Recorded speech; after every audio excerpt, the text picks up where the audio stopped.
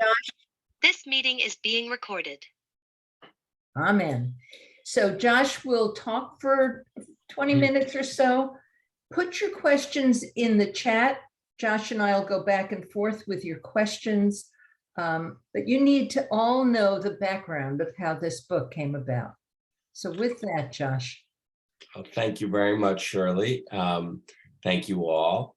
Yeah, I am not a formal person. I don't need to sort of give an official talk, but Shirley asked for me to sort of speak for like 15, 20 minutes, and then, we can open it up to questions and obviously talk about what's going on in the country right now with Roe and its overturning. Maybe what I'll do is just tell you a little bit about, you mentioned sort of how the book came to be and who some of the people in the book are. So yes, I started this book many, many years ago. In 2010, I was actually reading an article about gay marriage, the legal fight for gay marriage. And it mentioned in passing in this article, it was an article by Margaret Talbot in the New Yorker. It mentioned in passing that sometimes a plaintiff is sort of perfect for the movement she represents, and sometimes she isn't. And in the latter category, they mentioned Norma McCord v. Jane Roe. She had famously switched from the pro-choice side to the pro-life side. We can discuss more about why she did that later. I actually think it's an important thing. It touches on matters of class. I'll just sort of pause to say that, I am pro-choice, but it was very depressing for me to sort of learn about how the leaders of the pro-choice movement treated Norma. They treated her very poorly. And I wrote about that. I think that's unfortunately a problem that still afflicts some of the leaders in the pro-choice movement. There's sort of an elitism there, and they care a little less about some of the people in very rural areas who don't sort of speak about abortion in the ways that they do. But anyway, it mentioned in this article that Norma was not a great plaintiff. She switched sides. And in fact, when she was pregnant for the third time, this is in 1970 in rural Texas, she had gone from Louisiana to Texas. She didn't even really care about a woman's right to choose. She simply wanted an abortion. What the article mentioned was that she hadn't had an abortion, and this was sort of shocking to me. I had assumed that the woman who'd won the legal right to an abortion had had one. But of course, then when I thought about it, I said, well, actually, that makes sense because, a pregnancy is 9 months, whereas a lawsuit, certainly one that rises all the way up to the Supreme Court, is going to take a lot longer. So I went online and read that, yes, in fact, she had given birth and placed the child for adoption. And then what was also interesting to me was that the pro-life, and I use the terms pro-choice and pro-life. I allow people to sort of pick what they wish to be called. So what was interesting to me to read online was that the pro-life movement looked at this unknown human being. No one knew where he or she was. They called her the Roe baby. And for them, that she existed was very important. They would say, aha, had Roe already been decided, you would have murdered this human being. That's what they would say. It wasn't the hypothetical, it was a real person. Well, I had the thought that whoever she was, she probably had somehow found out that she'd been born to Jane Roe, and that her conception occasioned Roe v. Wade, which is a very crazy thing if you think about it. And I had the thought that that would be a very difficult thing for her to carry. And I wanted to find her. Shirley mentioned that I'd written about secrets a lot. I had. To give one example, there was only one ever anonymous recipient of a Pulitzer Prize. Somebody had taken a photograph of an execution in Iran, and during the Islamic Revolution in 1979, and they had not been identified. And 26, 27 years later, I went to Iran. I found the person who had taken that photograph, and they told me an amazing story, and I wrote it. And I had realized, and I've done this many times with other things, that secrecy is a very corrosive thing. And, it's very difficult to keep a secret, particularly one that tens of millions of people care about, or it's connected to something that tens of millions of people care about. So I wanted to find the Roe baby and tell her story. Well, I reached out to Norma, and she would not initially speak with me. She said I'd have to pay her $1,000, and I explained that I'm not allowed to pay the people I write about. And I said, okay, well, where else am I going to maybe find out who this person is? And I had a few sort of, swings and misses. And then finally, I went to Texas to visit a woman named Connie Gonzalez. Norma was gay. Jane Roe was gay. And she had lived with this woman off and on. She was her partner almost all her life for 40 years, this woman, Connie. And I would say Connie was literally the only person who cared more about Norma McCorvey than Jane Roe. She was a very good woman. She treated Norma beautifully. Norma did not treat her beautifully. Norma had left her soon after Connie had a stroke. And it was right then that I showed up to Connie's house in Texas to talk to her. And Connie was old and was not in good health. And I went back to speak to her a second time, and she said, you know, Josh, the stories that Norma has told about her life are not true. And she said, you know what else? My home is about to be foreclosed on, this home where she had lived with Norma for many years. And she said, Norma's private papers are in the garage and they're about to be thrown out. And I said, oh my goodness, those are Jane Roe's private papers. Do not throw those out. Those are very important. Can I have them? And she said, yes, you can have them.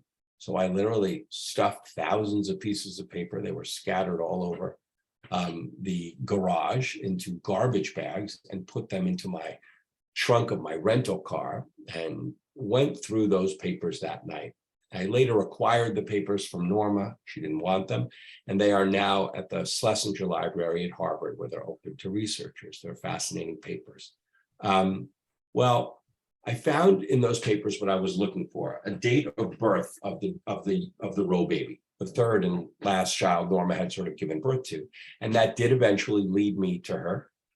Just to sort of tell you, I did not call her in case she hadn't known who she'd been born to. I didn't want to upturn her life. I called her mother, the woman who raised her, and she said, yes, we know about Norma. Yes, my daughter doesn't wish to speak now, but eventually she did.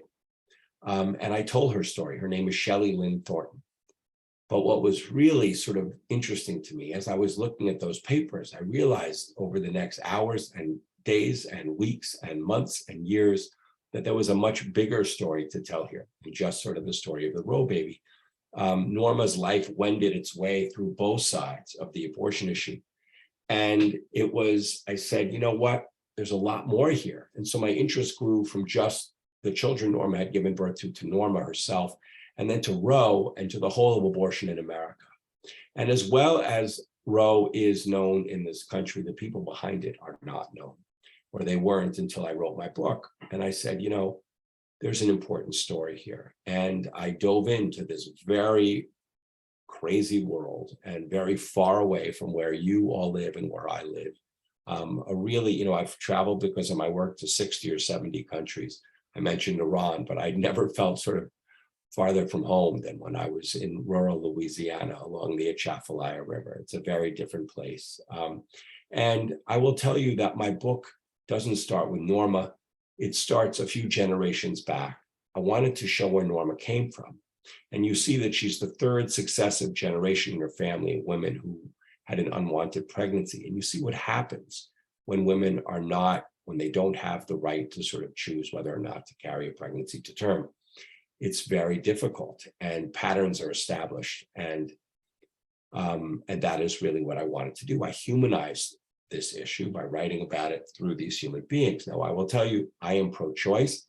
I mentioned that in passing in my book, in my author's note. But I also, as I said to sort of a few folks right here before we started this evening, I also do believe that abortion is complicated, that it is fraught for good reason, that good people can disagree with us. And what was interesting to me was looking at the Roe opinion itself, the ruling that was written in 1973 by Justice Harry Blackmun. You see that he agrees with me that abortion is fraught for good reason, or I should say I agree with him. And he bends over backwards to sort of make that point. And he makes a related point in a preamble to the ruling itself.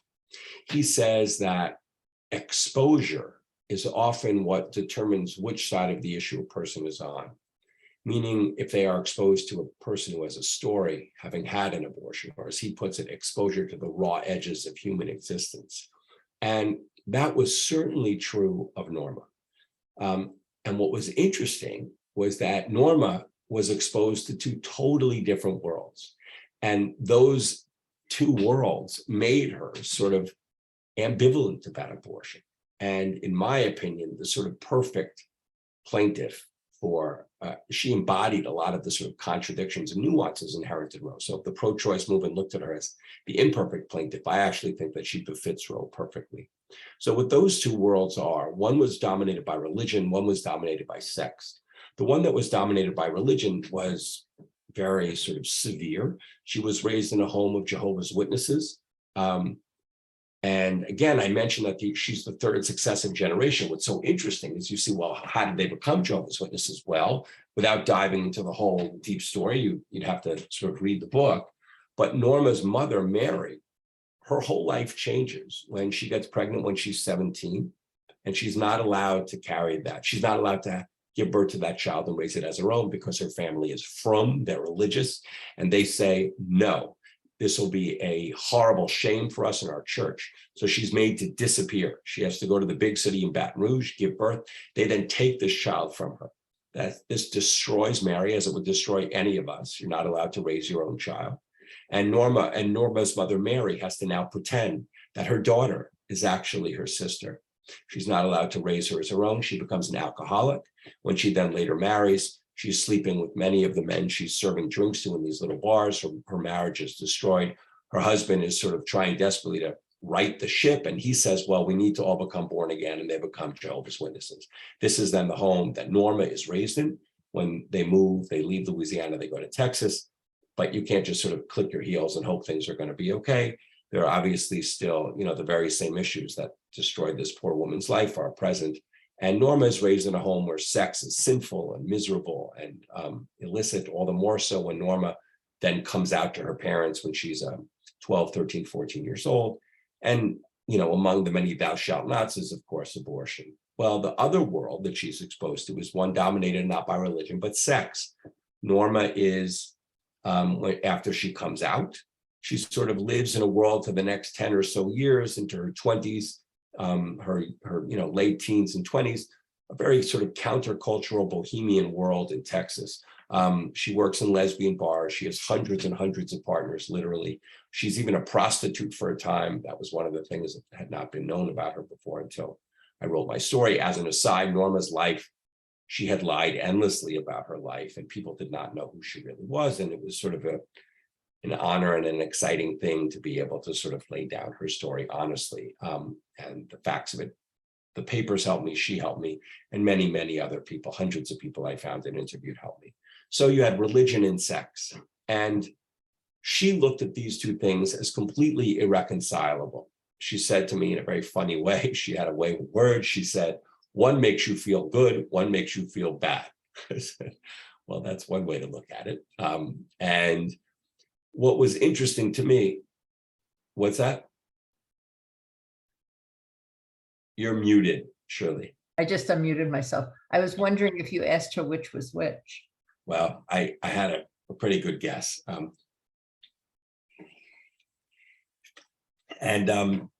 What was interesting to me was that, to my mind, those are literally the very same two things that have made abortion particularly fraught in this country. The seeming irreconcilability of sex and religion. Abortion is not a particularly charged issue, believe it or not, in most of the world, no matter which side it's on. There are not civil wars over abortion in other countries the way they are here. And we have these traditions of our sexual freedoms and also our religious roots, our puritanical roots. Our countries of two minds about it. Now, of course, this divide, this fissure was exploited endlessly by politicians. And so politics plus that equals the mess that we're in. But still, Norma was sort of perfectly suited to sort of embody this larger issue, and that she embodied the very same issues that we do as a country. And it was little surprise then to me that on the matter of abortion, Norma was really in agreement with the great majority of Americans. She was on both sides. She said what people paid her to say on both sides, but she had an opinion about abortion. Her opinion was that abortion ought to be legal, but only through the end of the first trimester of pregnancy. She said that in the first interview she ever gave. 2 days after Roe, she spoke to a little Baptist newsletter. One of the fascinating things I didn't even realize, the largest body of evangelical Christians in our country, the Southern Baptist Convention, was like totally pro-choice. Did you know that? Totally pro-choice until 1980. And you see what happens when politics get involved. It's very, very, very cynical. Politicians, with very rare exceptions, have no backbone. We can talk more about it, but both sides, I hate to tell you, just flipped when it was politically expedient. Reagan and Bush on that side, Al Gore, Ted Kennedy, Jesse Jackson, Dick Gephardt, they all switched. So people, you got to know, like if you're pro-choice as I am, at least know the history. It's not sort of what a lot of people tell you today. So Norma says this 2 days after, and we're not talking about what happened in the 1400s. We're talking about things that happened in most of our lifetimes, the last 50 years. So she's 2 days after Roe, she says that she believes abortion ought to be legal, but only through the first trimester. She says that again, which is very funny if you pause and think about it. In the first interview she gives after she is born again, becomes a born again Christian and becomes like a Fabrenta pro-lifer, she goes on Nightline with Ted Koppel and says this same thing, which horrifies all of her new friends in the Operation Rescue world. She doesn't know sort of yet how she's supposed to talk about abortion. And then she says at the end of her life, when she was with me, I literally was with her when she passed away in a hospital in Texas, actually in an old age home in Texas.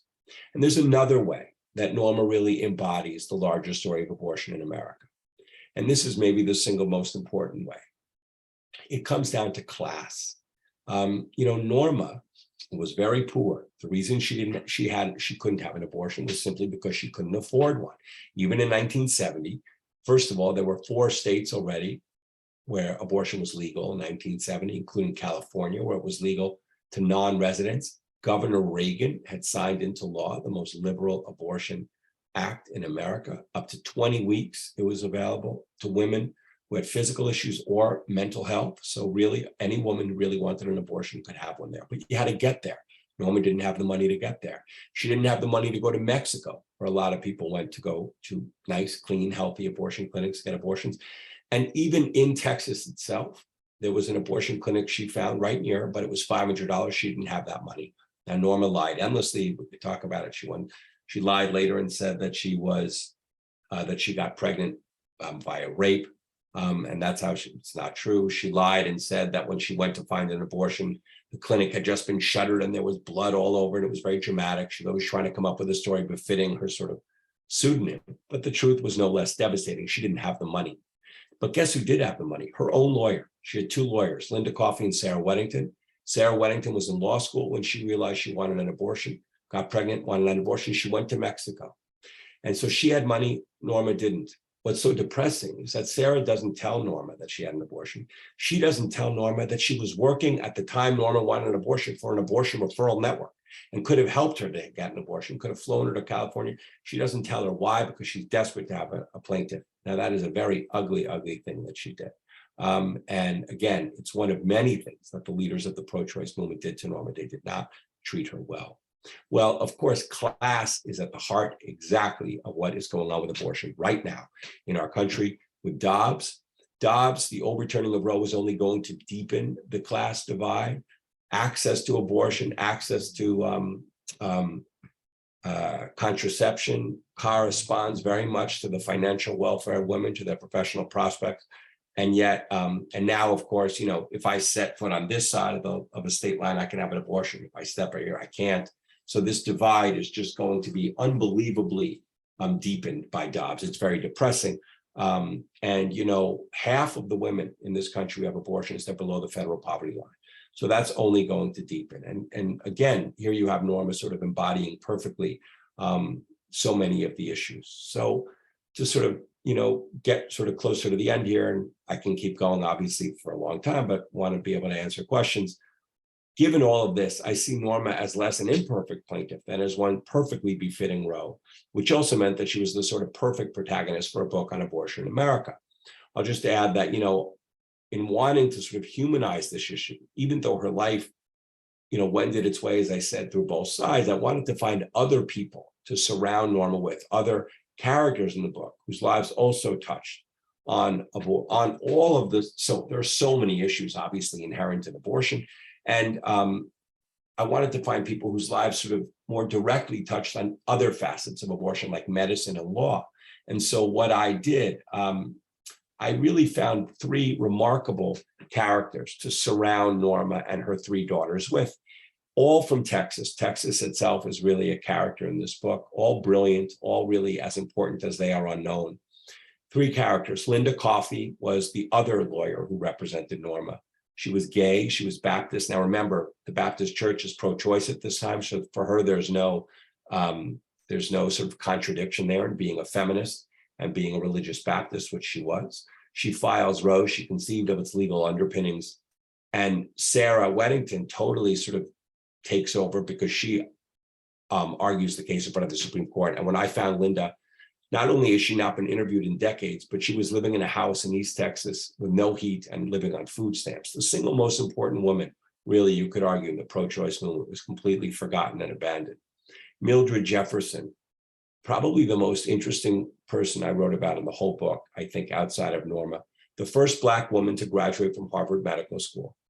She sees political gold in abortion, and she becomes the architect of the modern pro-life movement. She brings Ronald Reagan into the fold, etc. She dies at home, totally alone in a sea of her papers. Now, what happens to these people? Okay, well, we could talk about that. Why does she leave? The pro-life movement wants to sort of portray her as a saint.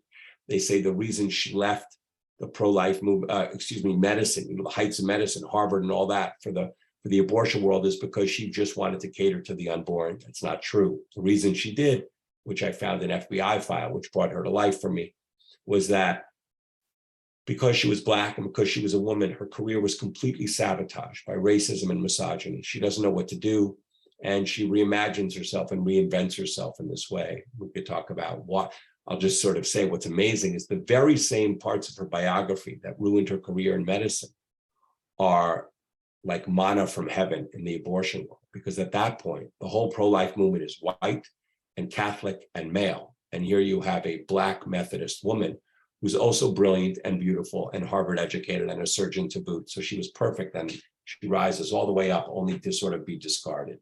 And then the last of the 3 was Curtis Boyd, an evangelical from Texas, becomes a doctor, then an abortion provider, and today is the largest provider of 3rd trimester abortions in America. The reason he's so important, among so many other things, it's his complete impenitence about his work. The pro-choice movement doesn't want to sort of remember this, but not that long ago, they acknowledged that abortion was sort of complicated. You had President Clinton talking about the fact that abortion needs to be safe, legal, and rare. And they would say today, why should it be rare? You know, it's only a social and moral good. You're only empowering women. Well, it's Boyd who more than anyone sort of brings that about. Now, just to sort of, again, finish up, I didn't agree with all of these people, but I wrote about them with empathy. I wrote about them with fairness, and I brought them to life. And it was very gratifying to me that both sides of this issue, the Linda Greenhouses and the evangelicals on the Southern Baptist Convention, they all wrote very positively of my book, and they all embraced it because they felt they'd been depicted fairly.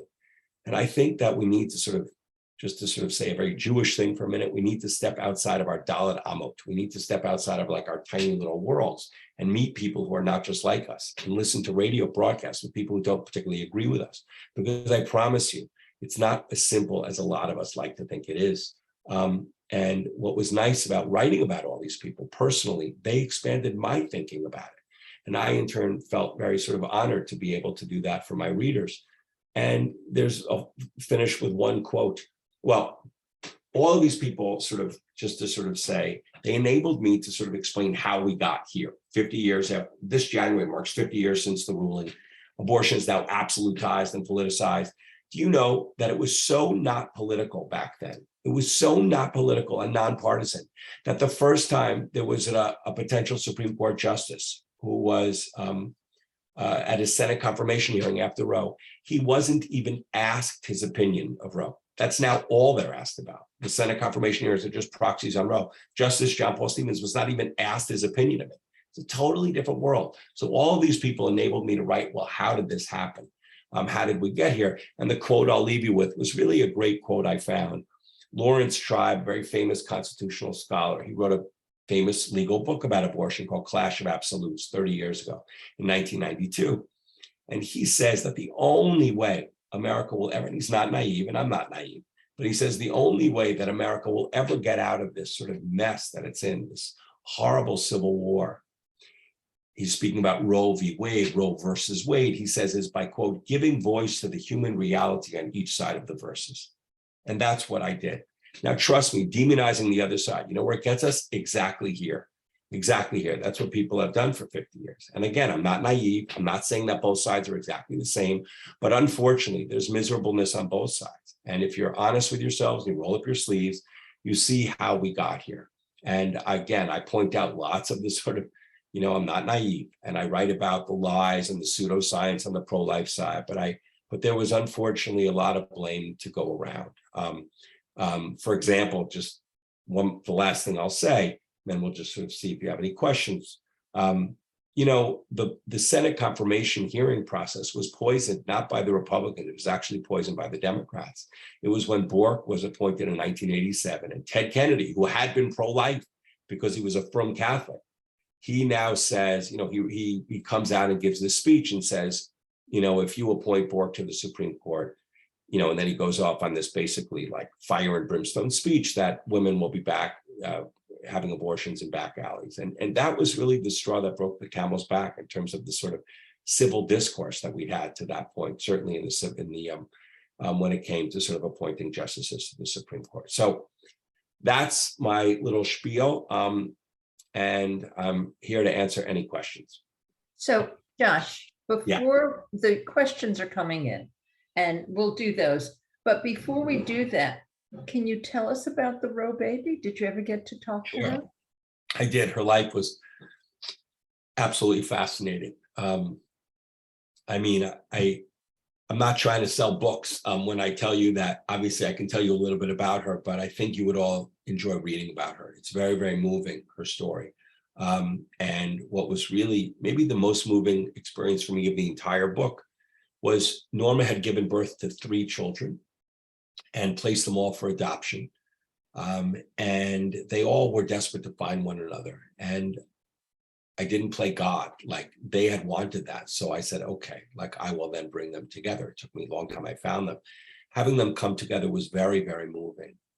They're talking about the ways they're similar, different. Obviously, the book is sort of, you know, in ways that have nothing to do with abortion, talking about nature and nurture and these age-old questions. And they were raised in very different circumstances. So you sort of see all of that playing out. But Shelley, at root, what was hardest for her, which is fascinating, was not the sort of unique burden that she had being the Roe baby. It was something that she shares with tens of millions of people. And that is that she was born, as she said, unwanted, that her mother did not want her. Shelley finds out who she is when she's 19 years old, because Norma, having just been connected with Gloria Allred, who never sort of met a press conference she didn't like, has this great idea that she wants to sort of trot Norma out to the press and to reunite her with the baby she gave up. And so Norma, with Gloria Allred's encouragement, goes to the National Enquirer, and they send someone to find this baby. And they do. She's now 19 years old. And an investigator hops out of a van in a parking lot as she walks by near where she lives in Washington State, says, your birth mother, you know, wants to find you. And Shelley is overwhelmed with joy, you know, something that she and probably most children who have been adopted, they fantasize about having their mother come look for them. Well, she soon thereafter learns that, you know, here is someone who really is less interested in a relationship than in a press conference and sort of a public outing. And it just gets worse from there.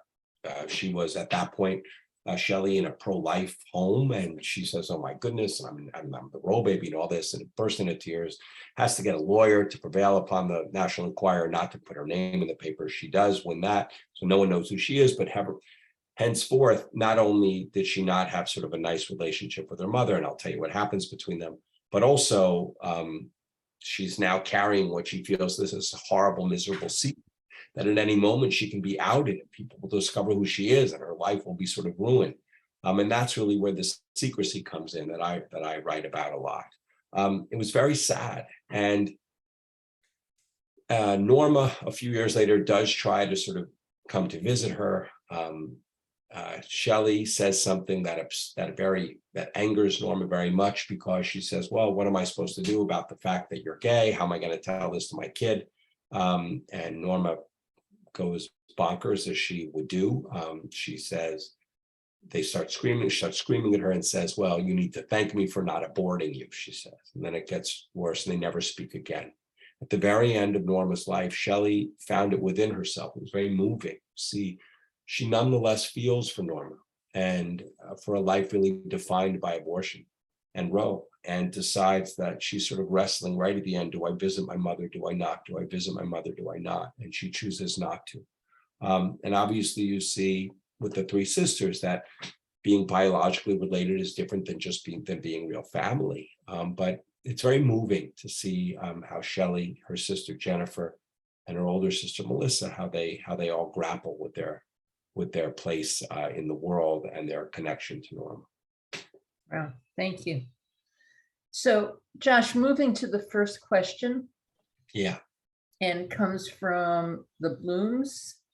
And it says, do you have any thoughts about Ruth Ginsburg's position that if Roe had not been decided, the states would have gotten there anyway without rancor? Yeah, I can tell you that I think, so Justice Ginsburg had two major criticisms sort of Roe at the time, and for many years. One was that it should never have sort of been taken up by the court, should have been left to go state by state. And the other was that it was rooted in a right to privacy and not a right to equality. It would have been much better had it been rooted initially in a right to equality. On the second thing, I think it's undeniably true. Justice Blackmun, though, later says that he didn't have the votes for it. I don't know if that's true. There's a lot of, people are always thinking about their place in history, and there's a lot of debate over whether that's true. It was a 7-2 decision, but maybe it is. But as for whether, it would have been sort of, no problem picked up, had abortion would not have become this issue had the court not taken it up and just allowed to go state by state. I personally don't think it's true. Now, forget what I say. I majored in music theory and I'm not Justice Ginsburg. But a lot of people who know what they're talking about totally disagree with her. To give you a few examples, Linda Greenhouse and Reva Siegel, the professors and very famous abortion scholars and advocates, they feel that that's not true, that they point out correctly that liberalization efforts among the states, state by state, was stalling. And I mean, without getting to all the nitty gritty here, one thing that was really interesting to me is I spoke to one of Justice Blackmun's clerks. I spoke to all of them, but one of them, John Rich, who had not been interviewed before, he said that he totally disagrees with that. And, there's also the pro-lifers and the conservative side. It's in their interest to say that that's true. That, look, had you just sort of allowed this to sort of play out, everything would be fine, you idiots, et cetera, et cetera, et cetera. But as with everything else, it's really a lot more complicated than people wish to present it. I don't think it's true, that second point. Moving on. Any other questions from the peanut gallery? Carol, not the One peanut. of the things that I've been thinking about is, because this comes up, and with all the political ads that are, I will try not to make a comment about them, but at least I've already voted, so I can ignore them, hopefully.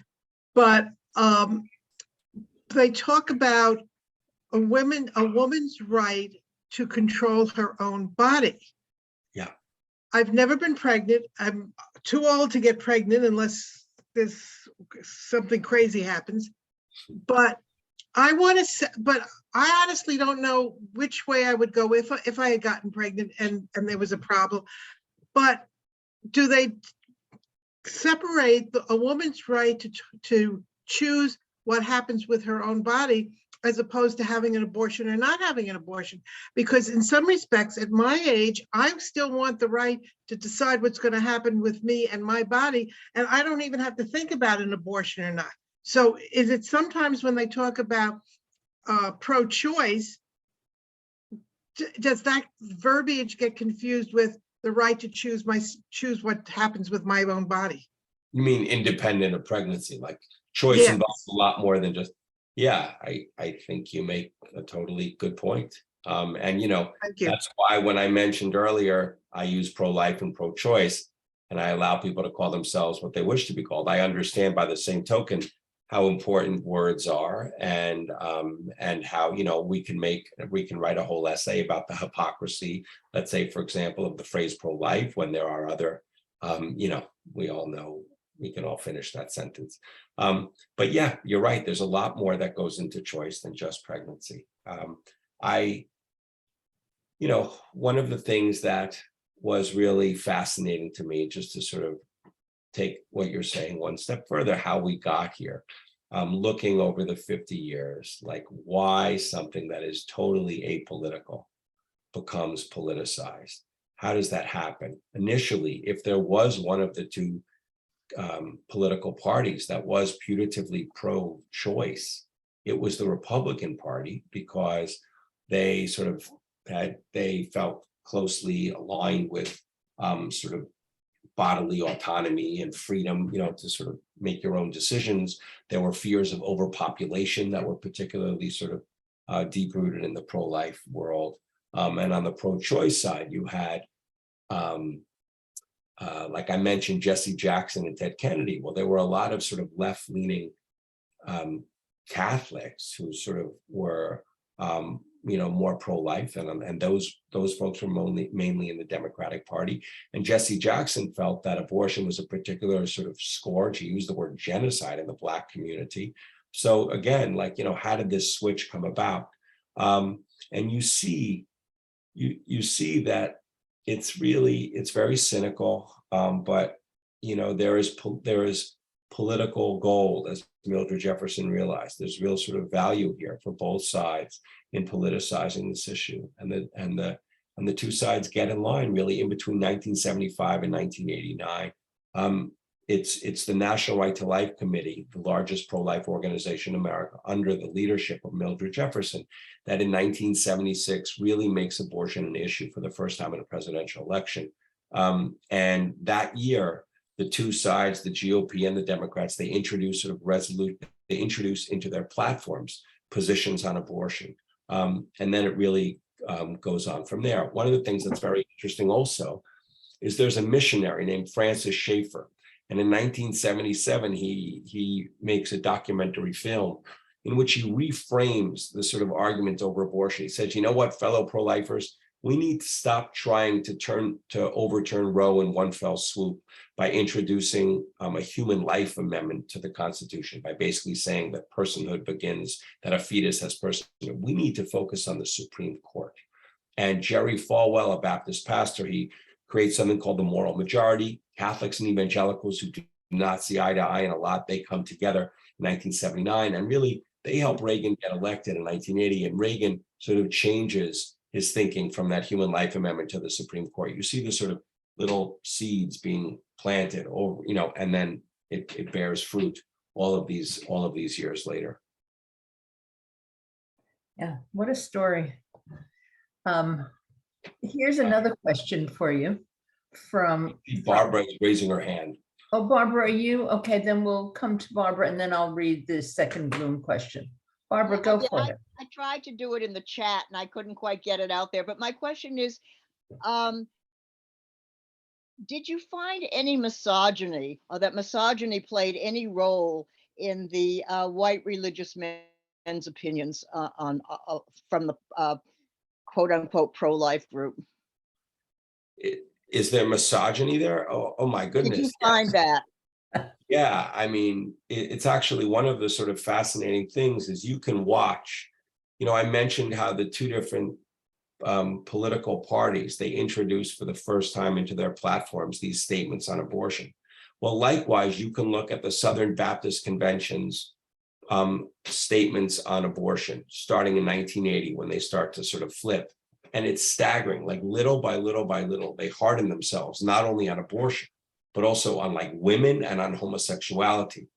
And my approach really, again, was sort of humanizing this. Well, how do I write about this? I don't want to write an essay. So I'm like, okay, I need a person through whom I can write about this. And Linda Coffey enables me to do that because she's gay, she's a feminist, and she's a religious Baptist. And you see the devastating effects that little by little by little, these sort of hardening positions take on her. And eventually, you know, just speaking in terms of misogyny and feminism, you have her church. So it would be like my shul is basically now repudiating me and saying that, you know, you need to sort of be subservient to the master of the home, you know, and she feels that she has no room for herself in her church anymore. Yes, the misogyny is quite intense. And obviously, you know, the interesting thing, it just made me think of something else. The opposition to abortion is rooted in two very different things in the evangelical world and in the Catholic world. In the Catholic world, it has to do with the fetus. And in the evangelical world, it has to do with sort of sex, where they're saying, oh, now there will be no consequences for a woman. She can just be sort of, you know, she can have sex just like a man and not worry about getting pregnant. And it's, you know, that is all about the role of a woman and where she sort of fits into society. And we have these remarkable, things you can read where what I'm saying is sort of very clearly put. It's very depressing. I'll mention one other thing. It was sort of nice for me as a person who went to Jewish schools my whole life and wanted to be able to like include a little bit of, you know, the history of this in religion. So the Torah literally does not mention abortion even once. It doesn't allude to it even once. There is one pasuk, one sentence where it refers just to the even inadvertent loss of fetal life. If two men are sort of jostling and they bang into a woman who's pregnant and they cause her to miscarry, what happens?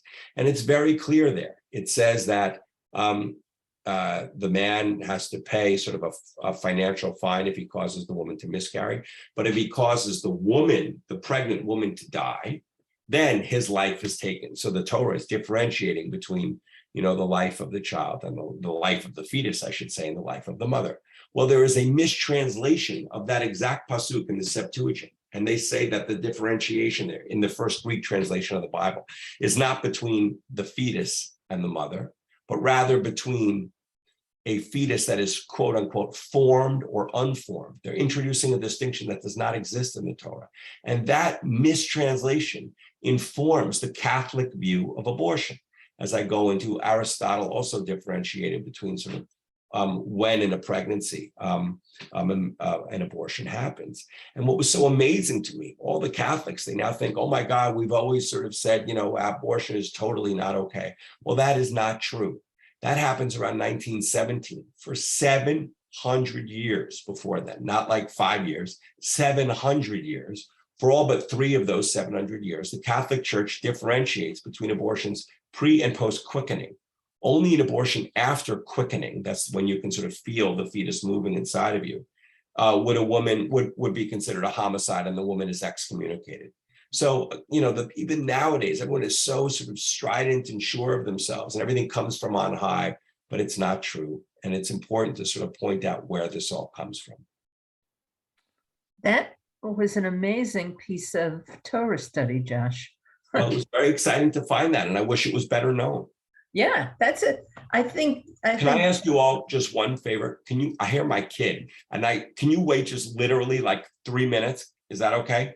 And I'll be right back. I just have to, I'll be right back.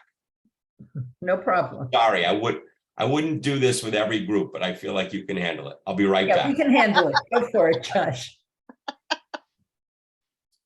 Julie, can I ask you a question since you read the book? Did you read the whole book?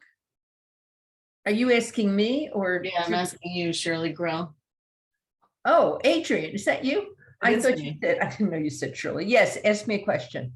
So what I don't know, and it's because I don't know the history of Roe v. Wade very well, is why she went to, maybe, I don't know, it's probably explained in the book, why she went for her 3rd time to try to get, like, did she go try to get an abortion each time? And how did she find a lawyer? You have to ask, I Okay. didn't get that part. You have to ask Josh.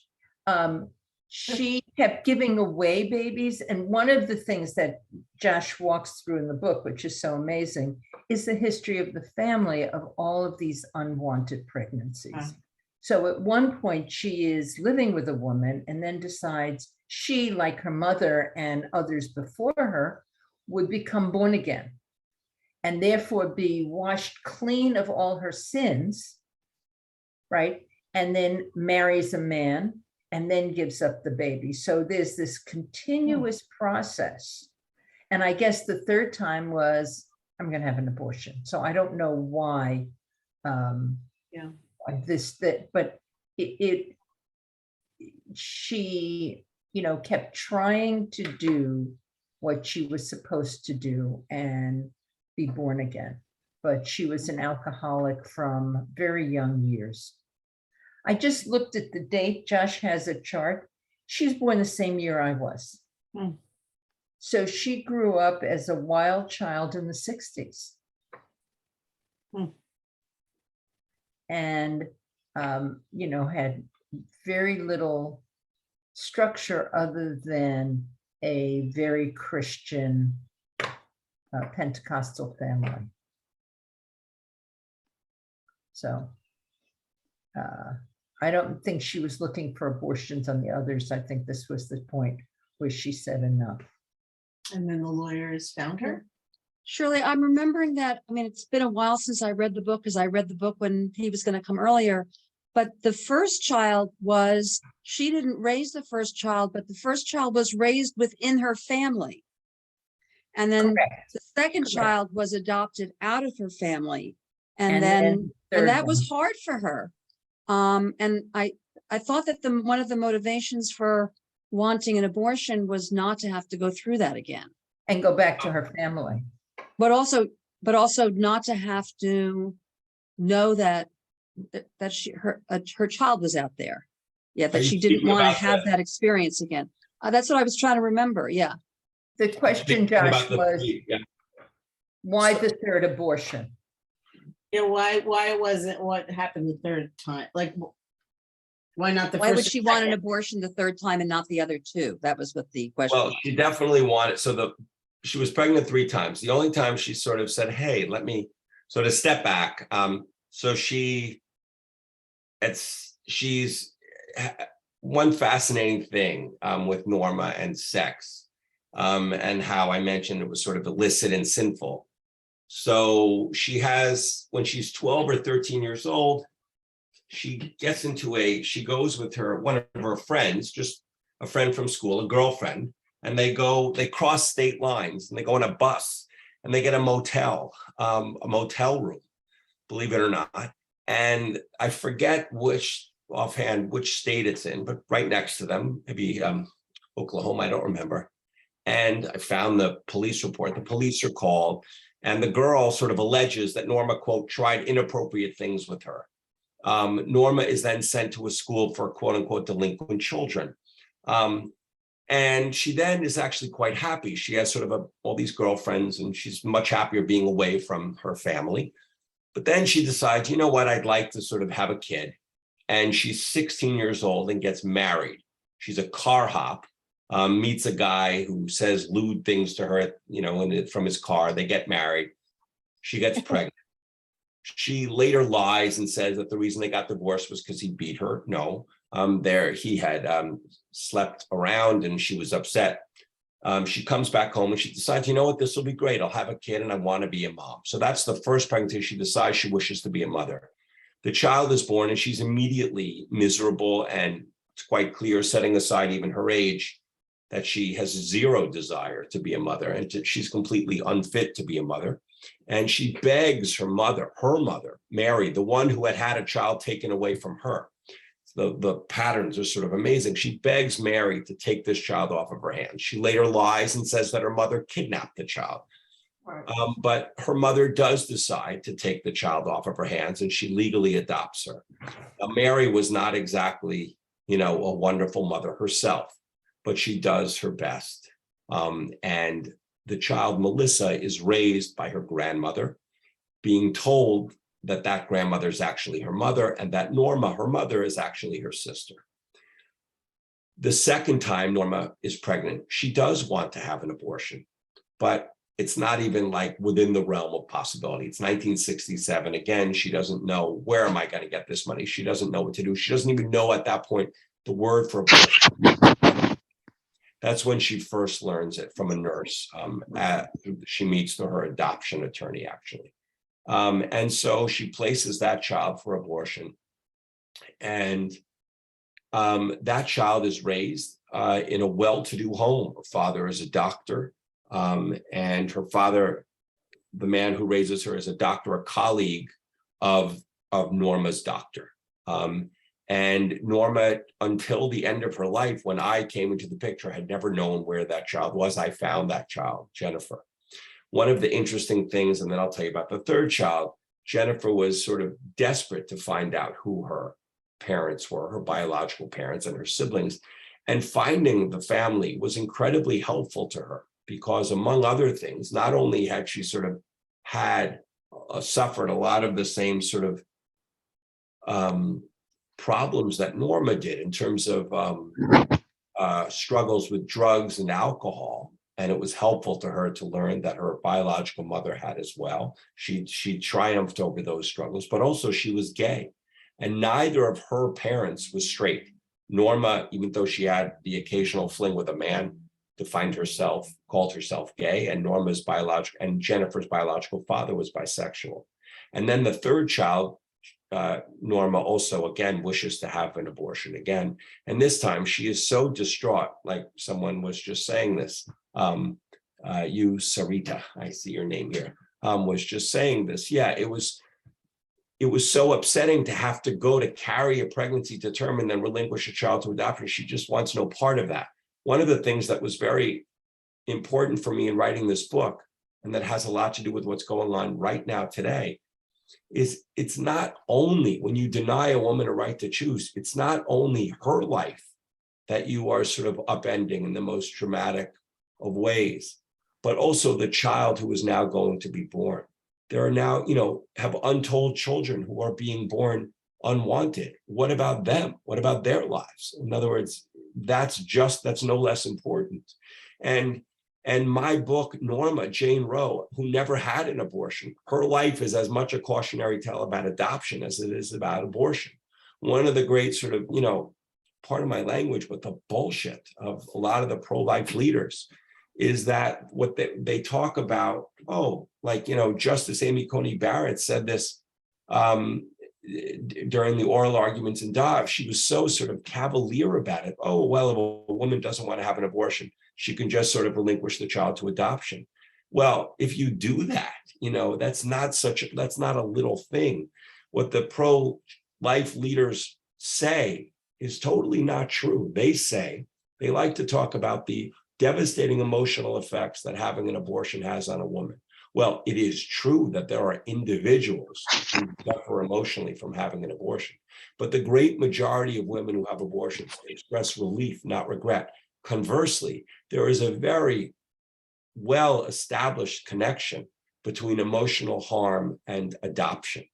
And that is sort of very clearly seen in the life of Norma and the 3 children that she gives up to adoption. So Josh, we're at the end of time, but I can't let you off the hook. We'll take back those 3 minutes you went to see your child. I hope. All is well. Yeah. Oh, good. They're both of them about the law. And one says, can Dobbs be revisited on the basis of freedom of religion? Which would have the court balancing competing issues that are important to them. And the other one is, what is the legal rationale for a state to outlaw contraceptive, which seems to be the next battle the US will have? Yeah, these are humongous questions that Right. Can you answer them in 4 minutes or less? Let me first just say one thing that I think will be helpful to say. So right now, what we're seeing is that there is a major divide actually among the pro-life movement. There is a major sort of split. You have the incrementalists and you have the absolutists. And the absolutists want to say, hey, they're emboldened, they have an activist court, they overturned Roe, this is awesome, no exceptions, let's, pedal to the metal, let's keep doing this, and then we'll move on to sort of, making abortion sort of, granting fetal personhood and making abortion homicide from conception, right? And then you have the other side that says, no, that will only ruin things for us. Let's sort of, the reason we got to this point, they say correctly, is that little by little, once Roe was, ruled upon in 1973, and we failed sort of initially to overturn it with the idea of a human life amendment, little by little, patiently, we chipped away at Roe, starting with the Hyde Amendment, which made it illegal to use Medicaid dollars in 1976, and then Webster, which talked about public resources, and on and on and on, and then a blizzard of restrictions, and women have to get, it's unbelievable. Women have to get, consent from their father or their brother or their doctor or their partner, and then they have to sort of be subject to various procedures, and in various states, believe it or not, they have to be told that abortion is cancer, which it doesn't, and on and on and on. And what we're going to see starting literally next week is what is the political price, if any, that was paid for the overturning of Roe, and that is going to determine enormously sort of where we go from here. And it's going to become a state-by-state battle over things like medical abortion, the providing of giving people pills to be able to abortifacients, questions of going from one state to the next. Something very sad, it didn't get any attention, but in Montana, the Planned Parenthood place in Montana, it's a pro-choice state, but they now are not helping women, giving the pills to women who come to them from pro-life states, because they are afraid that they're going to be prosecuted. And so these are the sort of like little by little the things that over the next 20 years, or, we're going to be grappling with. This isn't going to happen quickly. So you asked your questions. I wanted to first just sort of give you a sense of where the law, what we're going to be dealing with over the next couple of years.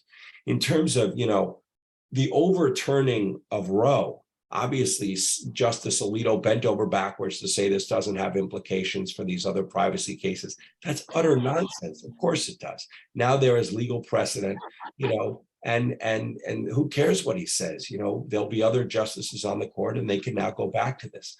Will that happen? I don't know. This is really an activist court. In fact, what really is amazing is if you read the Dobbs opinion, it's totally different than the Roe opinion, totally different than Casey, which was another big abortion case in 1992. In those rulings, the court sort of bend over backwards to try to say, as I said initially, that abortion is a complicated issue and that there are good human beings on both sides. They don't care. They write, there's a sentence in there that's so amazing. It says something like, it is not the job of the court to care about public opinion, right? This is an activist court.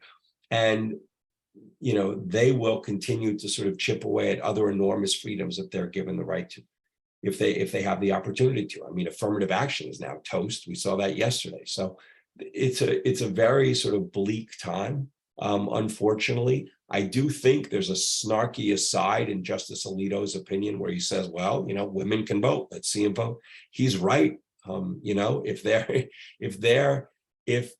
If ironically, it is the overturning of Roe that sort of delivers Congress to the Democrats, the Republicans will get in line. As I pointed out earlier, politicians really on both sides don't have that much conviction. It is a sad thing. What I think is the single most important thing to do, just to sort of finish up, is on the pro-choice side. Class has to be completely removed from the situation. You need now the leaders in Washington and New York City to be on the same page as the sort of brave, abortion providers in all of these sort of frontline states. And just because a woman doesn't sort of speak about abortion or in the way, using the language that they do, doesn't mean anything. We should fight fiercely to help them. That is something incredibly important. And one way to do that is to go back to what Blackman said, is by exposure. I think the sort of pointing out, it's very easy to rail against something in the when it's hypothetical. Well, the pro-lifers won. They overturned Roe. Now let those consequences be made abundantly clear to the American public, as you have women, not just, the great majority of them are not going to die, having had to carry, but their lives can be devastated. And we need to show what happens when a right to choose is taken away from millions of people. And that is not going to play out overnight. That is going to play out over the course of the next few years. And that is what I really think is the job of the pro-choice movement and of all of us. Josh, I don't know how to thank you. This My is pleasure. an incredible talk.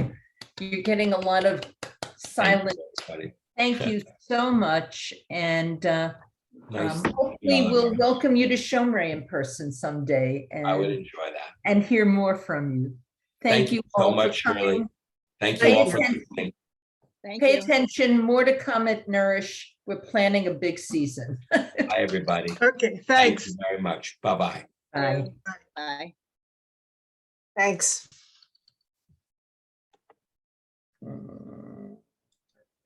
Okay. Don't forget to stop recording first. I'm trying to. I don't know if I. There.